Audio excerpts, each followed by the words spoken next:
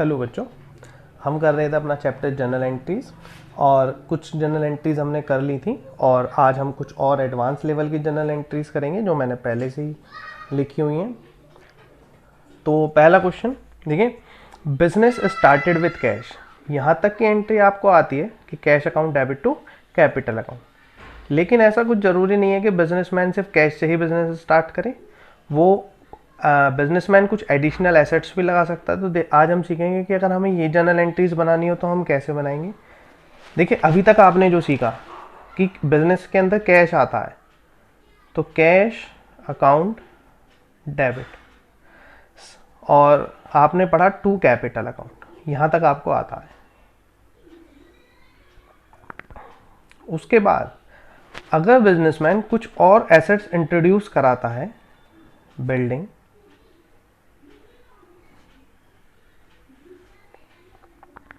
And furniture,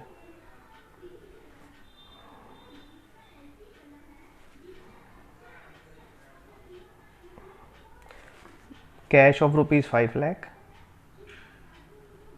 building of rupees 2 lakh and furniture of rupees 50,000. Now complete capital is rupees, total capital 7,50,000. Addition will be being से start करते हैं, being, और जो transaction आपने की है उसके बाद सेकंड फॉर्म यूज करके being बिजनेस स्टार्टेड। आप इसे चाहें तो फुल भी लिख सकते हैं, being is started with cash, building and furniture. अब आज हमारा जो मेन मोटिव होगा वो डिस्काउंट और रिटर्न की एंट्री सीखने के लिए होगा।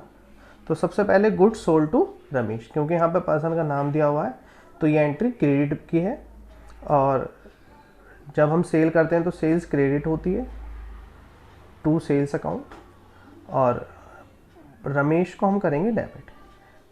बच्चों हमेशा ये बात याद रखेंगे कि जो भी पर्सनल अकाउंट होता है, यानी कि जो भी पर्सन का नाम होता है, हम उसके साथ अकाउंट यूज़ नहीं करते हैं। और अगर आप अकाउंट यूज़ करना चाहते हैं तो अपोस्ट्रोफी एस जब जाके अकाउंट यूज़ करेंगे 30,000।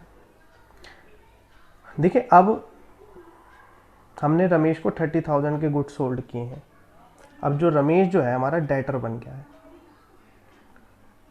है ना, और डेटर करंट एसेट्स होती है। अब जब हमने उसे उधार माल बेचा है, क्रेडिट पे गुड सोल्ड किया है, तो after some months he will make payment to us, हमें वो पैसे देगा। तो जो वो पैसे दे रहा है हमें, हाँ, वो दे रहा है 29,500, और हम उसे 500 का डिस्काउंट दे रहे हैं फॉर अर्ली पेमेंट। देखिए, ये जो डिस्काउंट है किस लिए प्रोवाइड किया जाता है कि सपोज हमने जो रमेश को गुड सोल्ड किए वो 3 मंथ्स के क्रेडिट बेस पे किए। किस बेस पे किए? 3 मंथ्स के, कि आप हमें 3 महीने बाद पैसा देंगे। लेकिन अगर हम उसे मोटिवेट करें रमेश को कि आप हमें अभी पेमेंट कर दीजिए और 500 रुपये कम कर दीजिए, तो इससे उसे 500 का बेनिफिट हो जाएगा और हमें ये बेनिफिट हो जाएगा कि हमारी जो है अर्ली पेमेंट आ जाएगी। तो इन तरह के डिस्काउंट्स को बोलते हैं कैश डिस्काउंट। और देखिए इसकी एंट्री कैसे बनाते हैं, जैसे कि ऊपर लिखा हुआ है कैश रिसीव्ड फ्रॉम रमेश, इसकी एंट्री आपको आती है cash account debit to Ramesh. अब समझने वाली बात क्या है कि हमने कैश कितना रिसीव किया है, 29,500, और हम उसका कंप्लीट पेमेंट रिसीव कर रहे हैं। तो रमेश को जितने से यहाँ डेबिट किया है उतने से ही रमेश क्रेडिट होगा, जब ही जाके उसका अकाउंट्स क्लियर होंगे। तो अब जो 500 रुपीज़ का जो ये डिफरेंस है उसे हम डेबिट करेंगे डिस्काउंट के नाम से, डिस्काउंट डेबिट। और एक बात याद रखें, जो डिस्काउंट डेबिट में आते हैं उन्हें डिस्काउंट अलाउड बोलते हैं। Clear? Discount allowed account debit. Next, goods purchase from Sudhir, आपको ये एंट्री भी आती है। परचेज करेंगे, हमारा एक्सपेंसेस है, तो परचेज अकाउंट डेबिट, और क्रेडिट करेंगे सुधीर को 27,000। अब देखिए जब भी आप गुड्स खरीद के लाते हैं, मार्केट से परचेज करते हैं, तो ऐसा तो नहीं होता कि आप हमेशा उसे रख ही लेते हैं। कुछ भी रीज़न होने की वजह से आपको वो पसंद नहीं आया, गुड्स डिफेक्टिव है, जैसा आप चाहते थे वैसा आपको नहीं मिला, आपको रिटर्न भी करना पड़ सकता है ना। तो यहाँ पे लिखा हुआ है गुड्स रिटर्न टू सुधीर।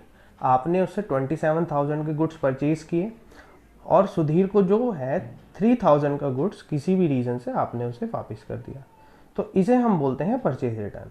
अब इसकी एंट्री सीखने का तरीका क्या है, देखिए आपको प्रैक्टिस के थ्रू ये लर्न हो गया होगा कि परचेज हमेशा डेबिट होती है जब हम गुड्स को परचेज करते हैं, और यहाँ पे हम बात कर रहे हैं परचेज रिटर्न की।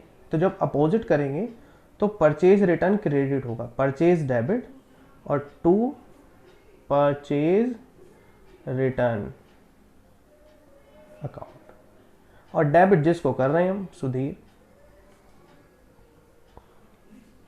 सुधीर डेबिट विथ ₹3,000, यानी कि हमने उससे गुड्स परचेज किया था 27 का, 3,000 का हमने उसे वापस कर दिया। अब जो हमारा जो बैलेंस बचा है उसे पेमेंट करने के लिए वो बचा है 24,000 का।